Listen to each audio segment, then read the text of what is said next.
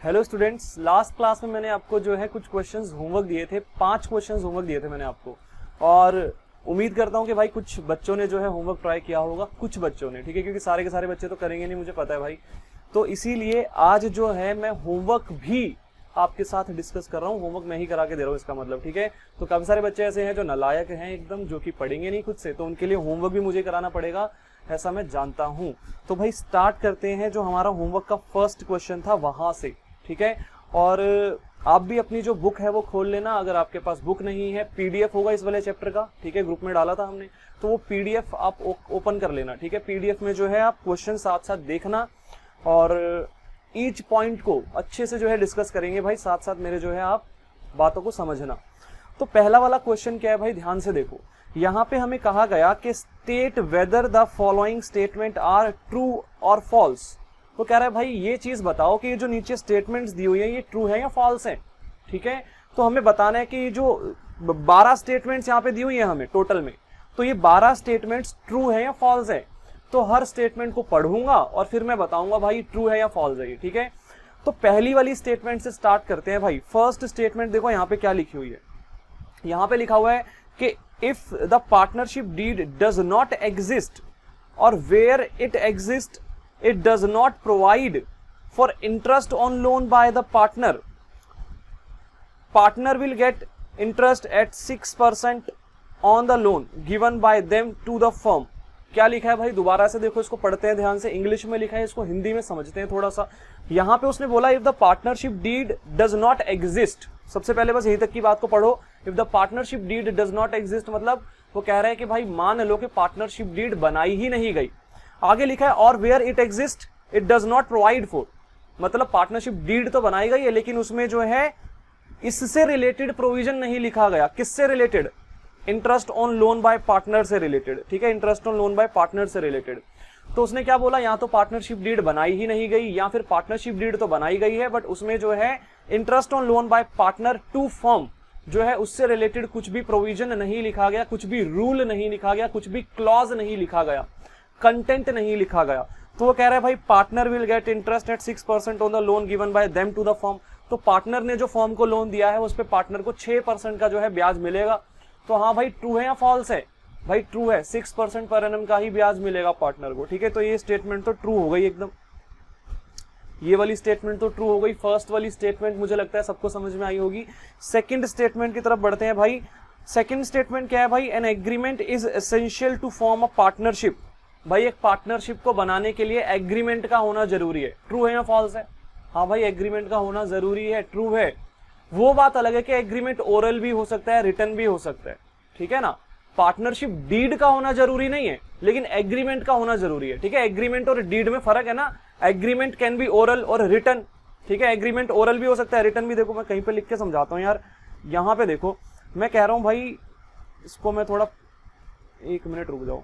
Pen जो है ये बहुत पतला पतला लिख रहा है, इसको थोड़ा सा मोटा कर लेते हैं भाई, तो थिकनेस इंक्रीज करेंगे यहाँ पे इसकी, ये जो है इनफ होगा। चलो अब देखो भाई ध्यान से मैं क्या समझा रहा हूं। मैं कह रहा हूं भाई एग्रीमेंट जो होता है ना, एग्रीमेंट, यहां पे देखना, एग्रीमेंट एग्रीमेंट एग्रीमेंट 2 प्रकार का होता है। एग्रीमेंट जो है वो 2 प्रकार का होता है भाई साहब। वो ओरल भी हो सकता है, ओरल का मतलब वर्बल, बोल के, बातचीत के थ्रू एग्रीमेंट हो गया, ठीक है। और एक होता है रिटन, लिखित में, ठीक है, रिटन। ये जो रिटन एग्रीमेंट होते हैं इसको बोलते हैं पार्टनरशिप डीड। पार्टनरशिप डीड बोलते हैं इसको। अब एक बात समझना ध्यान से, यहां पे सवाल क्या है, यहां पे देखो जो सेकंड वाला पॉइंट स्टेटमेंट जो हमें दी गई है वो क्या है, an agreement is essential. N agreement is essential, essential माने जरूरी है, टू फॉर्म अ पार्टनरशिप। एक पार्टनरशिप फॉर्म को बनाने के लिए एग्रीमेंट का होना जरूरी है। भाई अब देखो इधर, एग्रीमेंट और पार्टनरशिप डीड क्या दोनों सेम बातें होती हैं? तो नहीं भाई, दोनों अलग अलग बातें हैं। डीड का मतलब होता है रिटन एग्रीमेंट, और एग्रीमेंट तो भाई ओरल भी हो सकता है, रिटन भी हो सकता है। तो एग्रीमेंट में दोनों चीजें आ जाती है। एग्रीमेंट शब्द एक बड़ा शब्द है, इसमें ओरल भी आता है एग्रीमेंट, रिटन भी आता है। जबकि अगर मैं पार्टनरशिप डीड की बात करता हूं तो वो तो सिर्फ रिटन एग्रीमेंट होता है ना, ठीक है। तो ये जो हमारा सेकंड वाला स्टेटमेंट था कि भाई बिना एग्रीमेंट के पार्टनरशिप जो है वो नहीं बनाई जा सकती, तो भाई ट्रू है, an agreement is essential to form a partnership. True है भाई, बिना एग्रीमेंट के थोड़ी ना पार्टनरशिप बन जाएगी। एग्रीमेंट ओरल हो या रिटर्न हो, मतलब वो एक अलग बात है, ठीक है ना। तो सेकंड वाला पॉइंट भी आपका ट्रू था भाई, फर्स्ट वाला भी ट्रू था, सेकंड वाला भी ट्रू था। थर्ड पे आ जाते हैं भाई, थर्ड वाला पॉइंट पढ़ते हैं ध्यान से। A partner who devotes more time to a business than others is entitled to get salary even if the partnership deed even if the partnership is without partnership deed। सुनो भाई क्या बोला उसने, दोबारा पढ़ते हैं, देखो ध्यान से। वो कह रहा है a partner who devotes more time to a business than others is entitled to salary even if the partnership is without partnership deed. वो कह रहा है अगर जो पार्टनरशिप है वो बिना पार्टनरशिप डीड के बनाई गई है, मतलब ओरल एग्रीमेंट के थ्रू बनाई गई है, तो जो पार्टनर बाकी पार्टनर्स के मुकाबले ज्यादा टाइम डिवोट कर रहा है ना बिजनेस को, डिवोट करने का मतलब होता है टाइम देना, टाइम सौंपना, हाँ मतलब टाइम देना, ठीक है। तो अगर कोई पार्टनर बाकी पार्टनर्स के मुकाबले ज्यादा टाइम दे रहा है बिजनेस को, डिवोट कर रहा है मतलब दे रहा है बिजनेस को, तो वो जो पार्टनर है उसको सैलरी मिलनी चाहिए। ऐसा यहां पे लिखा है कि वो जो है एंटाइटल्ड होगा सैलरी के लिए। तो मुझे बताओ, क्या पार्टनरशिप डीड नहीं बनाई गई तो किसी पार्टनर को सैलरी मिलती है क्या, रेम्यूनरेशन मिलती है क्या, चाहे वो ज्यादा ही काम क्यों ना कर रहा हो? तो भाई नहीं मिलती, ठीक है। तो ये तो फॉल्स है, ये तो फॉल्स हो गया, ठीक है ना। फोर्थ पॉइंट की तरफ बढ़ते हैं भाई। A partner who has invested more capital in the firm will get interest in excess capital on excess capital. वो कह रहा है एक पार्टनर ने अगर बिजनेस के अंदर ज्यादा कैपिटल लगा रखी है ना, तो जितनी ज्यादा उसने एक्सेस कैपिटल जो लगा रखी है, फालतू की कैपिटल, बाकी पार्टनर्स के मुकाबले जो एक्सेस कैपिटल, ज्यादा कैपिटल लगा रखी है जो उसने, उस पे उसको ब्याज मिलेगा। जैसे कि फॉर एग्जांपल इसका कहने का मतलब ये है कि मान लो दो पार्टनर है एक्स और वाई, ठीक है, ये एक्स है ये वाई है। एक्स ने जो है वो 1 लाख रुपया बिजनेस में लगाया, जबकि वाई ने 1.5 लाख रुपया लगाया। तो वाई ने कितना ज्यादा पैसा लगा दिया एक्स के मुकाबले, 50,000 ज्यादा लगा दिया। तो ये है एक्सेस कैपिटल। एक्सेस कैपिटल माने जितना पैसा ज्यादा लगा दिया, तो 50,000 ज्यादा लगा दिया। तो वो कह रहे हैं भाई ये जो फालतू में पैसा, एक्स्ट्रा पैसा जो लगाया है ना कैपिटल का पार्टनर ने, उस पर उसको ब्याज मिलना चाहिए। तो क्या मिलना चाहिए? A partner who has invested more capital in the firm will get interest in on excess capital. तो भाई फॉल्स है, ऐसा थोड़ी ना होता है। हाँ, अगर डीड बना रखी है, डीड में लिखा है ऐसा, तो फिर अलग बात है, ठीक है ना। बट जब कुछ नहीं बता रखा ना क्वेश्चन में, तो हम ये मानेंगे कि भाई डीड नहीं बना रखी। जैसे फोर्थ वाले पॉइंट में क्या बता रखा है, डीड बना रखी कि नहीं बना रखी? कहीं पे लिखा है ऐसा? नहीं लिखा। जैसे ऊपर वाले पॉइंट्स में तो देखो हर जगह लिखा था। थर्ड पॉइंट की अगर मैं बात करूं तो यहाँ पे लिखा था पार्टनरशिप जो है वो विदाउट पार्टनरशिप डीड है। ऐसे ही जो फर्स्ट वाला पॉइंट था वहां पे भी लिखा था हमारा कि भाई पार्टनरशिप डीड जो है वो डज नॉट एग्जिस्ट नहीं कर रही है, ठीक है। बट यहाँ पे तो ऐसा कुछ मेंशन नहीं किया। तो जब मेंशन नहीं किया जाएगा तो हम क्या मानेंगे कि भाई डीड नहीं बनी होगी, रिटर्न एग्रीमेंट नहीं हुआ होगा।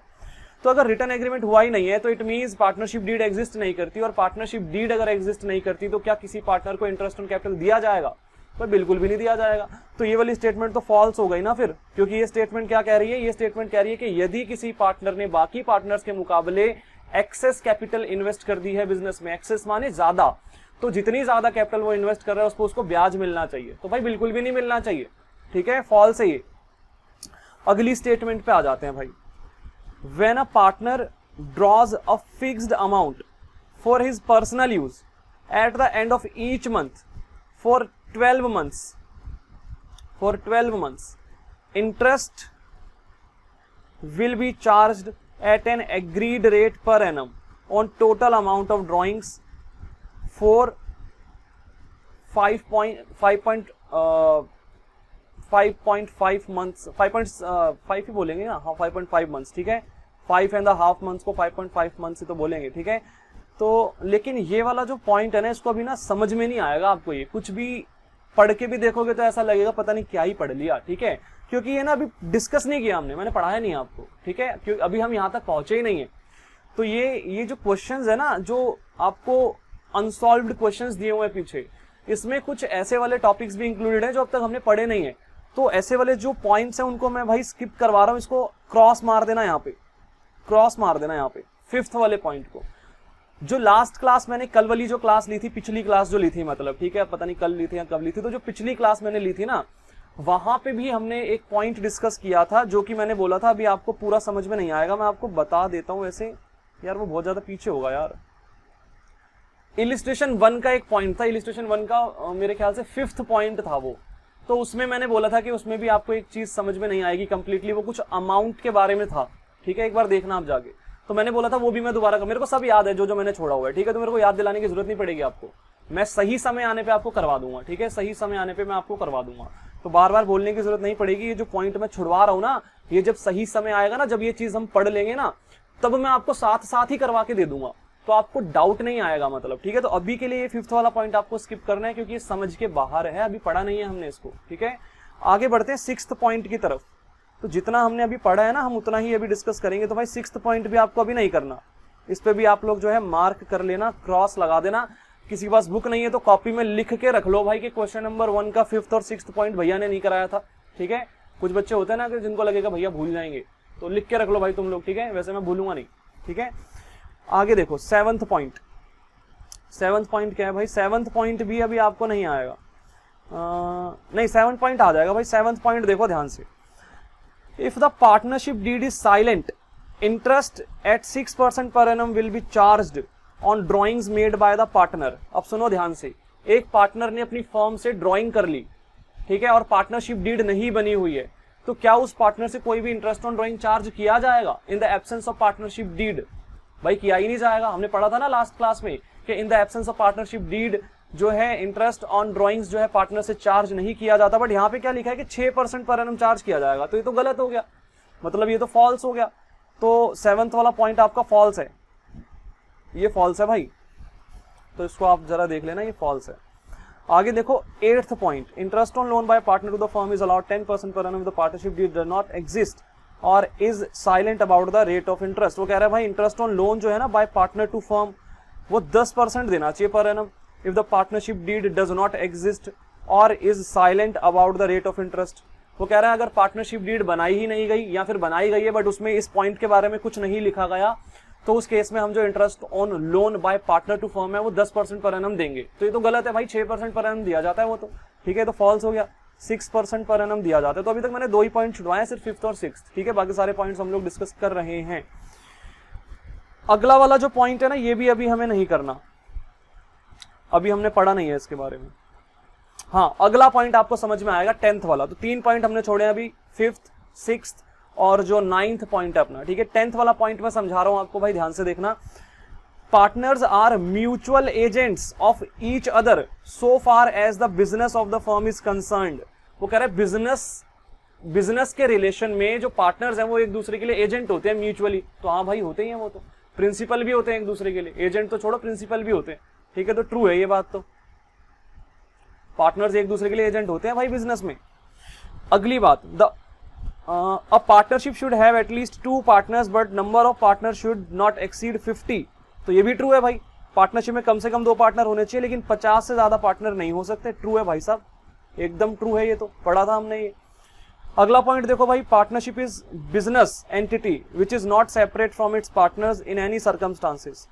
Partnership is a business entity which is not separate from its partner in any circumstances. वो कह रहा है किसी भी सर्कमस्टांसेस में जो पार्टनरशिप है ना वो सेपरेट लीगल एंटिटी होती ही नहीं है, ऐसा लिखा हुआ है। तो भाई ऐसा थोड़ी ना, अकाउंटिंग पॉइंट ऑफ व्यू से सेपरेट लीगल एंटिटी है, लीगल पॉइंट ऑफ व्यू से नहीं है। तो हम यहाँ पे लिखेंगे फॉल्स, हम यहाँ पे मेंशन करेंगे भाई अकाउंटिंग पॉइंट ऑफ व्यू से सेपरेट लीगल एंटिटी होती है पार्टनरशिप, ठीक है ना। इसने कहा कि किसी भी सर्कमस्टांसेस में सेपरेट लीगल एंटिटी वाला कॉन्सेप्ट अप्लाई ही नहीं होता, तो ऐसा थोड़ी ना है भाई, सेपरेट लीगल एंटिटी का कॉन्सेप्ट अप्लाई होता है, ठीक है ना। कब होता है सेपरेट लीगल एंटिटी का कॉन्सेप्ट अप्लाई? भाई अकाउंटिंग पॉइंट ऑफ व्यू से, अकाउंटिंग करते समय होता है, लीगल पॉइंट ऑफ व्यू से नहीं होता, ठीक है। तो ये वाली बात इसकी फॉल्स है। यहाँ पे हमने 3 जो स्टेटमेंट थी वो छोड़ दी है, 5th वाली, 6th वाली और 9th वाली, जो कि अभी हमने पढ़ा ही नहीं है टॉपिक। जब हम पढ़ेंगे तो साथ साथ में डिस्कस करूंगा, ठीक है। तो आप लोग भी लिख के रख लेना इसको वैसे, ठीक है। अब आगे देखो भाई, यहाँ पे आ जाओ नेक्स्ट पेज पे। आपका जो एक्सरसाइज का क्वेश्चन नंबर 1 था, ये भी मैंने आपको होमवर्क दिया था नेक्स्ट पेज पे, और इसको भी डिस्कस कर लेते हैं एक बार। In the absence of partnership deed what are the rules relating to salary of a partner. भाई सैलरी जो है वो अलाउ नहीं की जाती पार्टनर को, ठीक है, सैलरी जो है वो अलाउ नहीं की जाती। In the absence of partnership deed remuneration shall not be allowed to any partner, किसी भी पार्टनर को रेम्यूनरेशन नहीं दी जाती, ठीक है। Interest on partners capital, partner ने जो कैपिटल इन्वेस्ट की है बिजनेस के अंदर, क्या उस पर उसको ब्याज मिलेगा? तो no interest on capital shall be allowed to any partner, no interest on capital shall be allowed to any partner.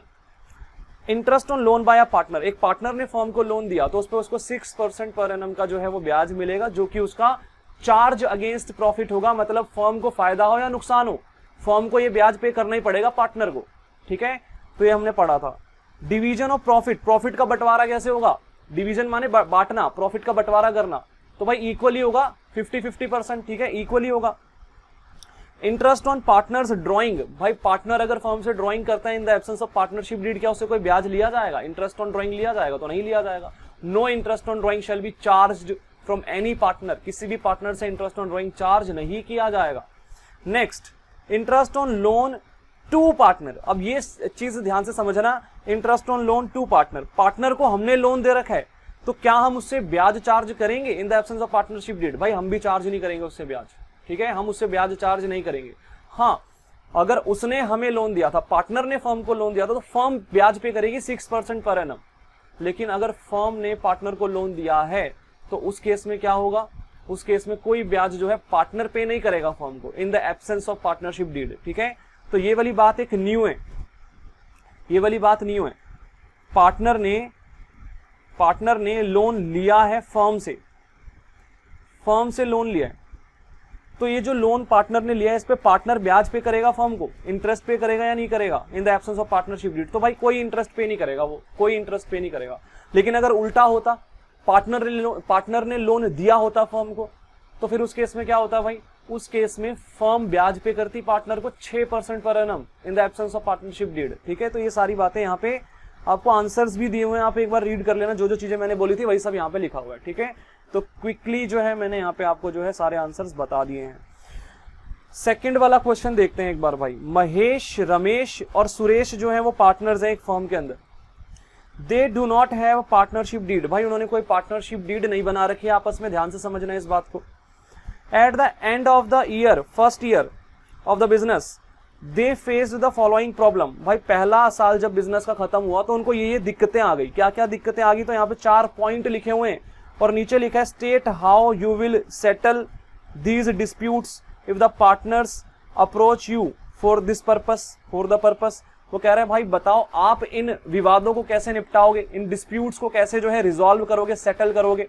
Partners ने आपको अप्रोच करा है भाई इन मुद्दों को निपटाने के लिए, इन जो डिस्प्यूट्स हैं इनको निपटारा करने के लिए इनका। तो आप बताओ भाई कैसे निपटाओगे आप इन डिस्प्यूट्स को, मुद्दों को। तो पहला वाला पॉइंट पढ़ते हैं, देखो। Mahesh wants that interest on capital should be allowed to the partners but Ramesh and Suresh do not agree. Mahesh कह रहे हैं भाई पार्टनर्स को इंटरेस्ट ऑन कैपिटल मिलना चाहिए, लेकिन रमेश और सुरेश कह रहे हैं नहीं मिलना चाहिए। और पार्टनरशिप डीड तो बना ही नहीं रखी ना, देखो ऊपर बोला था they do not have a partnership deed, यहाँ पे बोल रखा है साफ साफ। अब मुझे आप बता दो भाई पार्टनरशिप डीड नहीं बना रखी तो क्या किसी पार्टनर को इंटरेस्ट ऑन कैपिटल देना चाहिए क्या? भाई नहीं देना चाहिए। तो हम लिखेंगे भाई महेश जो है वो गलत बोल रहा है, महेश जो है वो गलत बोल रहा है, इंटरेस्ट ऑन कैपिटल किसी भी पार्टनर को नहीं देना चाहिए। हम सिंपली लिखेंगे, क्या लिखेंगे? In the absence of partnership deed no interest on capital shall be allowed to any partner. क्या लिखेंगे आंसर में? In the absence of partnership deed no interest on capital shall be allowed to any partner, ये हमारा answer है, ठीक है। इस तरीके से इंग्लिश में हम लिखेंगे। सेकंड वाली स्टेटमेंट पढ़ते हैं। Ramesh wants that the partners should be allowed to draw salary. Ramesh कह रहा है कि पार्टनर्स को सैलरी मिलनी चाहिए, but Mahesh and Suresh do not agree. But Mahesh और सुरेश कह रहे हैं भाई हमें तो नहीं लगता ऐसा, ठीक है, सैलरी मिलनी चाहिए। आप बताओ क्या पार्टनरशिप डीड के एब्सेंस में किसी पार्टनर को सैलरी मिलनी चाहिए? तो भाई बिल्कुल भी नहीं मिलनी चाहिए। In the absence of partnership deed no remuneration shall be allowed to any partner, ऐसे ही लिखना है आंसर आपको। In the absence of partnership deed no remuneration shall be allowed to any partner. इसलिए रमेश जो है वो गलत बात कर रहा है भाई यहाँ पे। अगला पॉइंट पढ़ते हैं भाई। Mahesh and Ramesh want that Suresh should pay interest on loan given to him by the firm. वो कह रहा है फर्म ने रमेश को लोन दिया था, सॉरी सुरेश को लोन दिया था। दोबारा पढ़ता हूं, देखो ध्यान से। महेश एंड रमेश वांट्स, महेश और रमेश चाहते हैं, क्या चाहते हैं? That Suresh should pay interest on loan, कि जो सुरेश है ना उसको इंटरेस्ट ऑन लोन पे करना चाहिए। Given to him by the firm, जो लोन है वो उसको दिया गया था फर्म के द्वारा। कहने का मतलब यहाँ पे ये है कि भाई सुरेश जो है वो एक पार्टनर है और सुरेश को लोन मिला था फर्म से, फर्म ने लोन दिया था सुरेश को, और अब जो महेश और रमेश है वो कह रहे हैं कि सुरेश को ना ब्याज पे कर देना चाहिए फर्म को, इंटरेस्ट पे कर देना चाहिए फर्म को। आप मुझे बताओ कि क्या in the absence of partnership deed, अगर पार्टनर फर्म से लोन लेता है तो क्या उस लोन पे पार्टनर ब्याज पे करेगा फर्म को? तो भाई बिल्कुल भी नहीं करेगा। यही बात इस वाले पॉइंट में पढ़ी थी हमने, एफ वाले पॉइंट में, यही बात मैंने यहाँ पे समझाई थी आपको, ये वाली बात, ठीक है। तो भाई गलत बात है ना इसका मतलब। आगे भी पढ़ लेते हैं। And Suresh does not agree वगैरह, सुरेश नहीं मान रहा ये बात, तो सुरेश सही कह रहा है इसका मतलब। In the absence of partnership deed कोई भी ब्याज नहीं पे करेगा वो, ठीक है ना। लोन अगर वो ले रहा है फर्म से तो उसको कोई ब्याज नहीं देना उस लोन पे, फर्म को कोई ब्याज पे नहीं करेगा वो यहाँ पे, ठीक है। नेक्स्ट पॉइंट पढ़ते हैं भाई।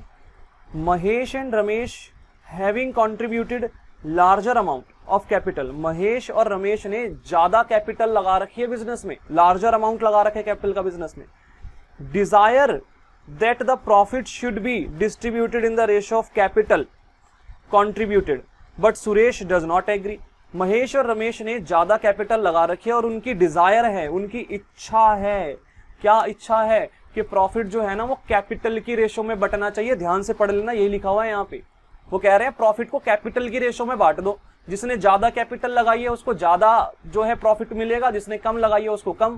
कैपिटल की रेशो, कैपिटल के अनुपात में प्रॉफिट का बंटवारा कर दिया जाए, जिसने ज्यादा कैपिटल लगाई है उसको ज्यादा फायदा मिल जाएगा, जिसने कम कैपिटल लगाई है उसको कम। मुझे बताओ क्या ये बात सही कही जा रही है क्या? In the absence of partnership deed क्या प्रॉफिट का बंटवारा इस तरीके से हो जाना चाहिए, क्या कैपिटल की रेशो में हो जाना चाहिए? तो भाई बिल्कुल भी नहीं होना चाहिए ऐसे, ठीक है। इक्वली बंटना चाहिए प्रॉफिट। तो in the absence of partnership did the profit should be distributed among the partners equally, ऐसे लिखना है आपको इसका आंसर, ठीक है। तो बात गलत है, ये महेश और रमेश की बात गलत है, सुरेश सही है यहाँ पे। सुरेश बोल रहा है भाई मैं तो एग्री नहीं कर रहा, इक्वल बंटना चाहिए प्रॉफिट, ठीक है। तो ये आपका भाई क्वेश्चन था हमारा सेकंड वाला जो यहाँ पे पढ़ रहे थे हम, ठीक है। इसके सारे आंसर्स मैंने आपको बता दिए। थर्ड वाला भी देख लेते हैं भाई यहाँ पे एक बार, ठीक है। Following differences have arisen among PQR, state who is correct in this case. वो कह रहा है बताओ कौन सही व्यक्ति है, ये जो नीचे केस दिए गए हैं उनके अंदर, ठीक है। तो ये कुछ डिफरेंसेस हैं, कुछ डिस्प्यूट्स है। डिफरेंस का मतलब मतभेद, ठीक है, विवाद, दूरियां बन जाती है ना लोगों में, उनको बोलते हैं डिफरेंस। दूरी बन गई लोगों में। दूरी कैसे बनेगी? जब लड़ाइयां हो जाती है लोगों में। तो ये डिफरेंस का मतलब यहाँ पे विवाद है, ठीक है। यहाँ पे इसका मतलब विवाद है। तो following differences have arisen among P, Q and R, इसका मतलब P, Q और R में जो है ये विवाद जो है वो उत्पन्न हो गए हैं, ये डिफरेंसेस उत्पन्न हो गए, मतलब ये क्या बोलते हैं उसको इंग्लिश में यार, डिस्प्यूट्स उत्पन्न हो गए हैं मतलब, ठीक है। तो लड़ाइयां हो रही हैं इनके बीच में। देखते हैं किन किन बातों पे लड़ाइयां हो रही हैं। P used 50,000 belonging to the firm, भाई P ने फर्म का 50,000 यूज कर लिया। देखो क्या लिखा है, P used 50,000 belonging to the firm, firm का 50,000 था, P ने यूज कर लिया।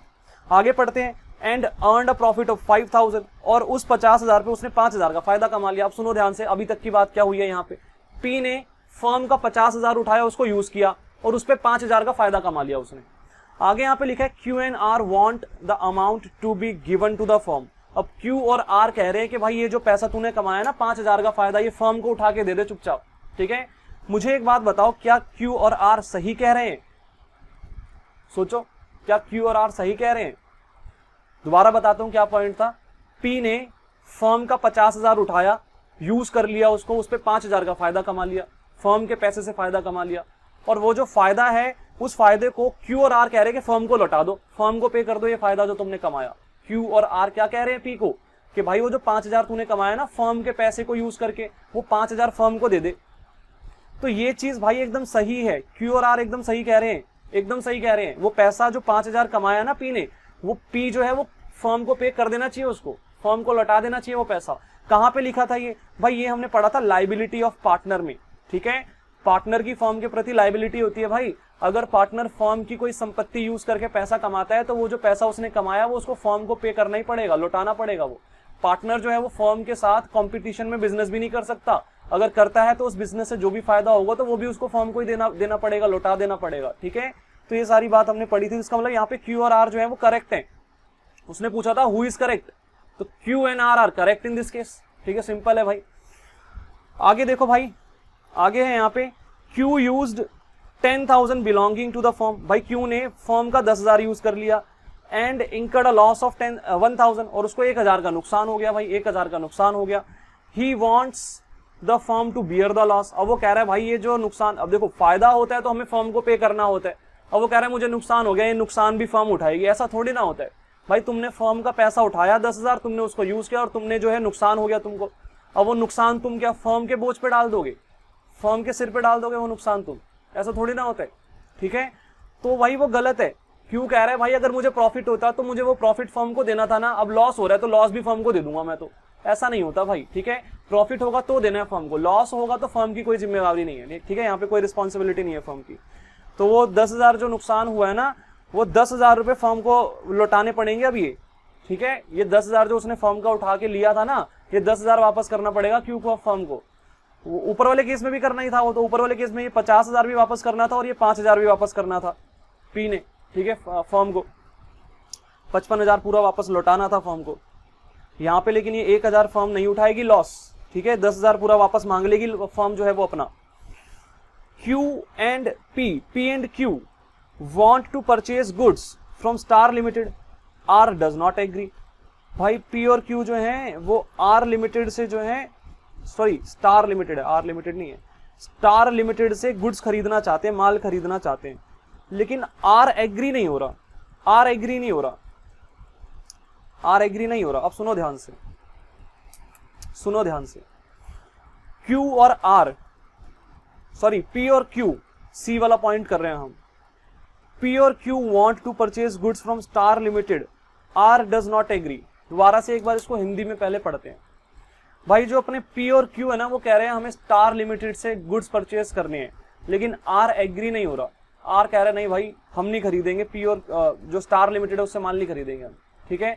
अब यहाँ पे क्या होगा भाई, यहाँ पे क्या होगा, ये तो डिसीजन मेकिंग है ना, तो each partner has right in the management of the firm, हमने पढ़ा था राइट ऑफ पार्टनर में पहला वाला point, every partner have the right in the management of the firm, ठीक है।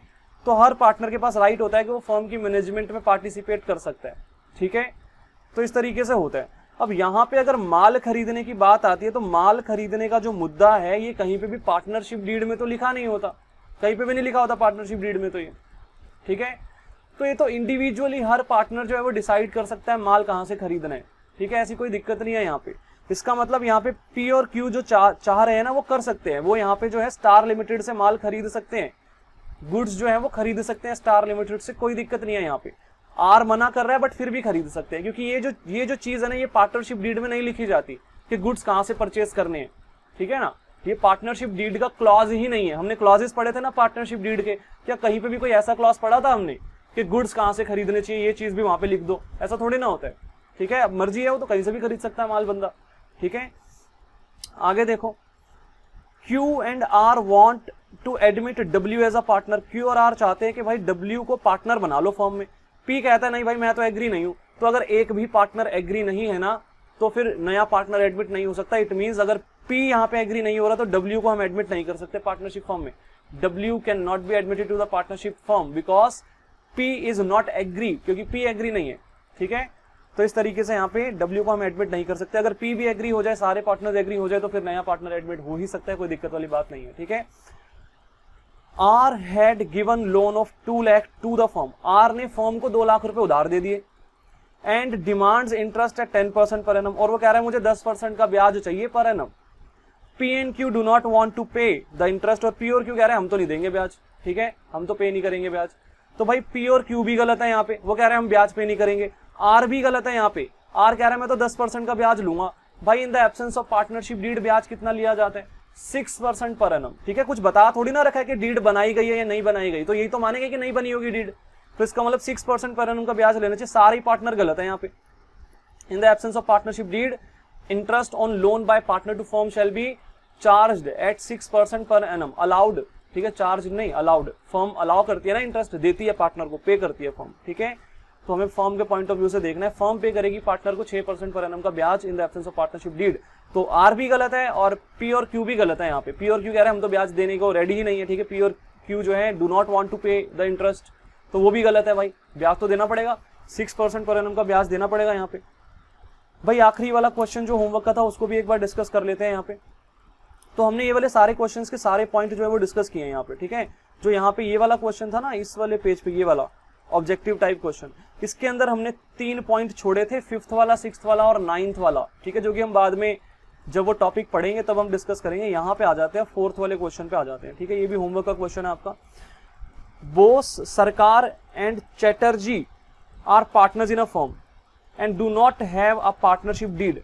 वो कह रहा है भाई बॉस, सरकार और चैटर्जी जो है वो पार्टनर है भाई एक फर्म के अंदर, और इन्होंने पार्टनरशिप डीड नहीं बना रखी, इन्होंने पार्टनरशिप डीड नहीं बना रखी।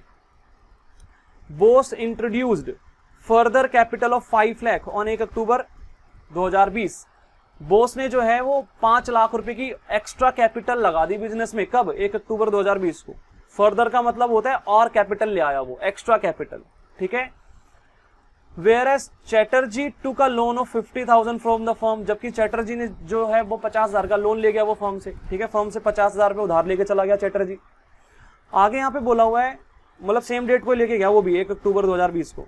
आगे यहाँ पे बोला हुआ है भाई dispute have arisen among them on the following issues. अब उनके बीच में विवाद हो गए भाई, नीचे कुछ मुद्दे दिए गए, इन मुद्दों से रिलेटेड जो है विवाद हो गए, और नीचे बोला you are required to give solution to each of the dispute, और आपको हर मुद्दे पे जो है सॉल्यूशन प्रोवाइड करना है। भाई क्या सॉल्यूशन होना चाहिए हर मुद्दे का, तो देखो ध्यान से।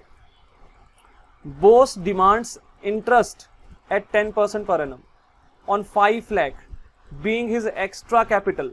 बॉस कह रहा है कि भाई मैंने एक्स्ट्रा कैपिटल इन्वेस्ट किया बिजनेस में 1 अक्टूबर 2020 को, मुझे उस पर 10% पर एनम के हिसाब से ब्याज चाहिए, इंटरेस्ट ऑन कैपिटल चाहिए मुझे। तो भाई in the absence of partnership deed क्या किसी पार्टनर को इंटरेस्ट ऑन कैपिटल दिया जाता है? नहीं दिया जाता। तो बॉस की जो डिमांड है वो गलत है। In the absence of partnership deed no interest on capital shall be allowed to any partner, ये हमारा आंसर होगा यहाँ पे, ठीक है। अगली बात, Sarkar desires that his son Deep should be admitted as partner. Sarkar कह रहा है कि भाई जो मेरा बेटा है ना, दीप नाम है उसका, उसको मैं पार्टनरशिप फॉर्म में एडमिट करना चाहता हूं as a new partner, and he give him half of his share, और वो कह रहा है मैं अपना आधा शेयर उसको देने के लिए रेडी हूं। Bose and Chatterjee do not agree. Bose और चैटर्जी जो है वो मान ही नहीं रहे इस बात को। तो भाई अगर नया पार्टनर एडमिट करना है ना फर्म के अंदर, तो सारे पार्टनर्स का एग्री होना जरूरी है।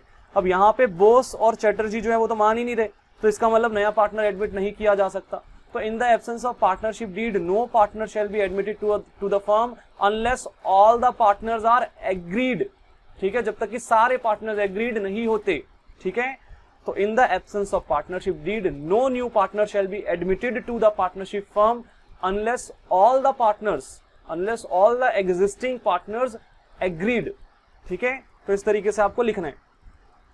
सी वाला पॉइंट देखते हैं भाई, Bose and Sarkar are of the view that Chatterjee should be charged interest on loan from the firm at the lending rate of the bank which is 12% per annum. अब सुनो भाई ध्यान से, क्वेश्चन जब स्टार्ट हुआ था तो हमें बताया गया था कि चैटर्जी ने जो है वो फर्म से लोन लिया, उसने फर्म से उधार लेके बैठा हुआ है भाई, वो 50,000 का उधार लेके बैठा हुआ है। वो फर्म ने चैटर्जी को लोन दे दिया, चैटर्जी ने फर्म से लोन ले लिया, उधार ले लिया। तो अब बॉस और सरकार क्या कह रहे हैं कि भाई ये जो चैटर्जी ने उधार लिया ना फर्म से, इस पे उसको जो है बैंक का जो भी रेट ऑफ इंटरेस्ट चल रहा है ना, लेंडिंग रेट ऑफ इंटरेस्ट जो भी बैंक का चल रहा है 12% चल रहा है मार्केट के अंदर, उस रेट पे फर्म जो है वो ब्याज लेगी किससे? चैटर्जी से। तो क्या ये बात सही है उनकी? In the absence of partnership deed, क्या किसी भी पार्टनर ने अगर फर्म से लोन लिया है तो उस पार्टनर से ब्याज लेगी फर्म? भाई बिल्कुल भी नहीं लेगी, ठीक है। No interest on loan by firm to partner, firm ने पार्टनर को लोन दिया है। No interest on loan by firm to partner shall be charged in the absence of partnership deed, ऐसे लिखना है हमें आंसर, ठीक है। No interest on loan shall be charged, no interest on loan by firm to partner, दोबारा सुन लो, no interest on loan by firm to partner shall be charged in the absence of partnership deed. तो partnership deed यदि नहीं बना रखी है तो कोई भी पार्टनर जो है अगर फर्म से लोन लेके बैठा हुआ है तो उससे ब्याज नहीं लिया जाएगा, ठीक है। फर्म ब्याज नहीं लेगी उस पार्टनर से। हाँ, लेकिन अगर पार्टनर ने फर्म को लोन दिया होता फिर एक अलग बात थी, फिर 6% पर एनम का ब्याज जो है फर्म पे करती पार्टनर को, ठीक है। तो ये दोनों अलग अलग बातें। अगली बात, सरकार has withdrawn 50,000 from the firm for is personal use, सरकार ने जो है फर्म से 50,000 रुपए की ड्राइंग कर ली पर्सनल यूज के लिए। Bose and Chatterjee are of the view that Sarkar should be charged interest 10% per annum. अब देखो फर्म से ड्राइंग करना या फर्म से लोन लेना एक ही तो बात है ना, फर्म से लोन ले लिया, फर्म से ड्राइंग कर ली, बात तो एक जैसी है थोड़ी बहुत, ठीक है।